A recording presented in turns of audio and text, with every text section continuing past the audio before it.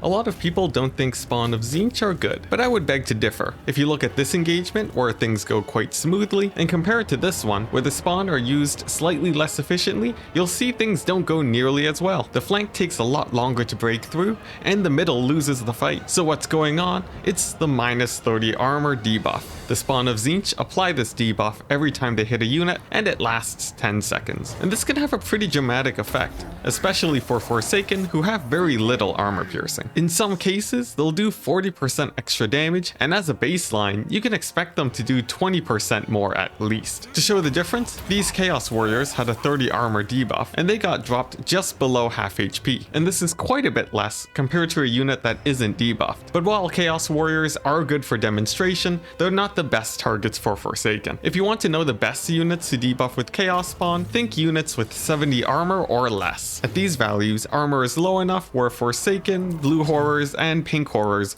will all do a good amount of damage. If the debuffed armor is higher than 40, you start getting some diminishing returns. But here's the thing, the debuff is good, but spawn are amazing if you can keep them alive. You'll basically be able to kill any mid-tier infantry without taking that much HP damage, and while you chase them off the map, your shields will come back at the same time. Now, a lot of people say spawn are squishy to ranged fire, and while true, this is easily avoidable by leading with your Forsaken. And another trick to save your spawn's HP, simply pull them out of combat when their shields get low. Their mass lets them easily disengage, and their shields will come back after 10 seconds. Now that's Forsaken protecting spawn, but it works the other way too. A Stonehorn, for example, could easily pass through your Forsaken and run amok in your backline. But when you have spawn mixed in, you have an awesome barrier against all single entities. But Tzeentch has other unit combinations too. For example, Flamers and Blue Horrors work exceptionally well, and if you want to see why, check out the video in the bottom right.